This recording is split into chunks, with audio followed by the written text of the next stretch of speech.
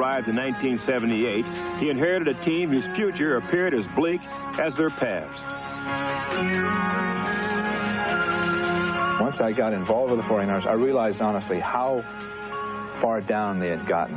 At this point, we have 9 players remaining off the team that we inherited. And that was just 3 years ago. At one point, I thought, I'm not sure. Maybe I can get part of it done, but I'm not sure I can get it all done. But it's worked out. All we got to do is hit them like we always do. Let's fly at them, baby. Ready? No turning back. In the past, the defense was a failure. Now it is a force. Wise trades, key acquisitions, and intelligent drafting brought stars like number 42, cornerback Ronnie Lott, defensive end Fred Dean, Jack Reynolds, Dwight Hicks, and Carlton Williamson. Our defense is the backbone of our whole team because, we have a lot of confidence in them, so we can take a lot of chances on offense. The guys are competitive. They play hard. If the game is tight, we believe that we can win and that we will win, and we go out and fight.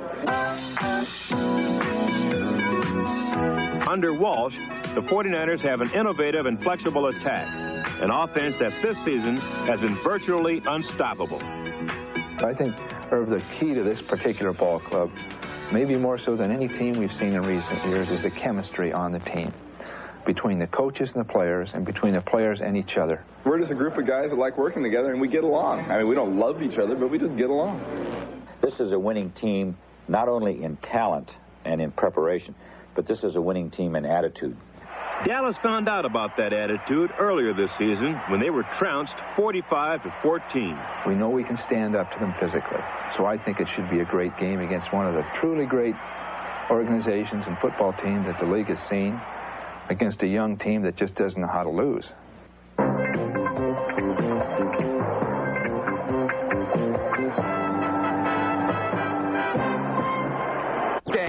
Features San Francisco's offensive against the Doomsday Quartet. Jim Greek got some thoughts.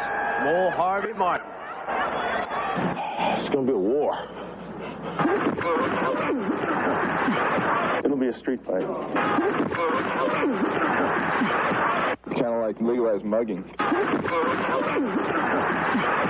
Down here in the trenches is where today's game will be won or lost, as most games are. So if the 49ers can control the Dallas front four, Joe Montana will have time to pick apart the young Dallas secondary. But if they don't, forget about it, because Too Tall Jones and his buddies will invade and sack. Picture perfect was the way to describe the performance of a healthy Cowboys defensive line against Tampa last weekend.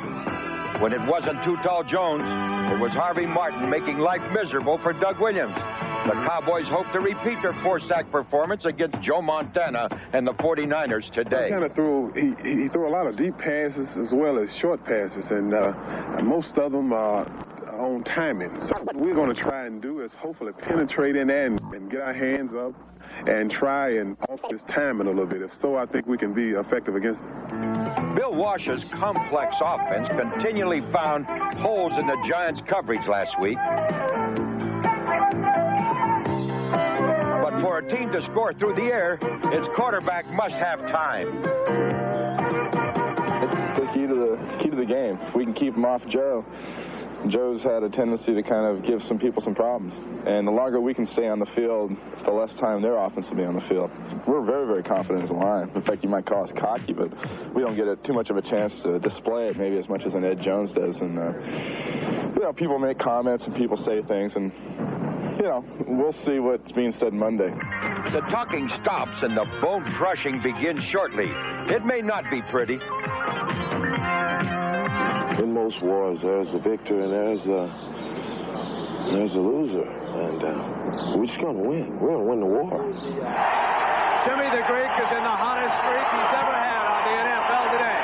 He has picked every playoff game so far. Jimmy, what about this one? Brent, you know what heads or tails are? That's how close this game is.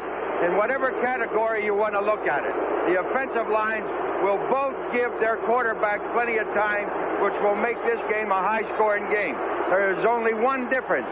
There is a door set, and this field is not in too bad a condition Tony should do 85 or 90 yards just to give Dallas a little bit of an edge. That's all I can say about it. A little bit of an edge. And the countdown to the championship game between the Cowboys and the 49ers continues on CBS in just a moment.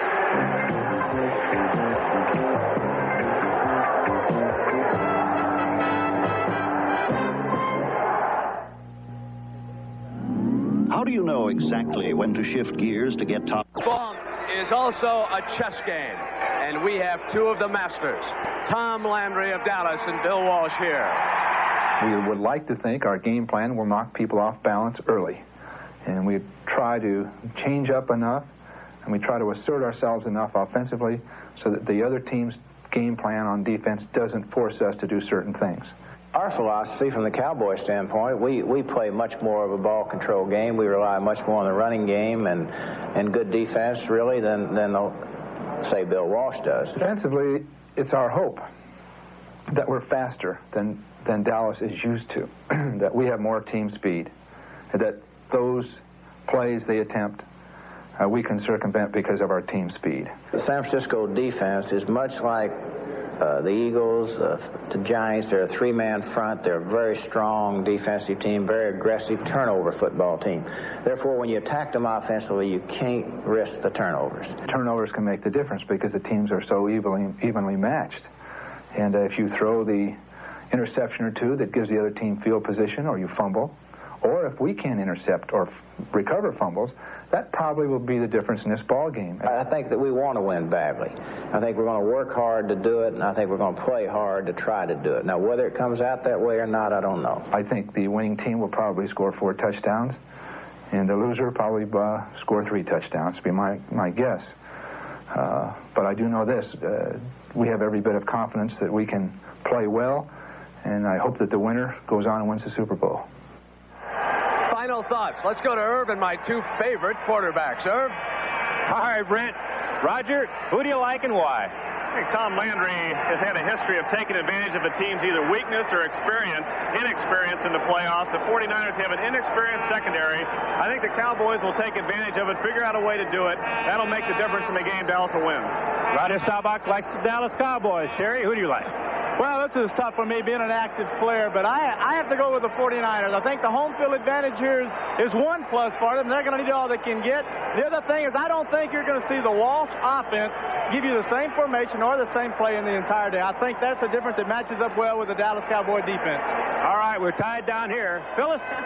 Irv, in my conversation with Danny White, he pointed out this is where they blew it last year in the championship game, and they didn't like watching it on TV. So there's a tremendous will to win on the part of the Cowboys. I'm going to go with the team I've been going along with all season long, the Cowboys. Right. You know, Phyllis, I'm just going to say one thing.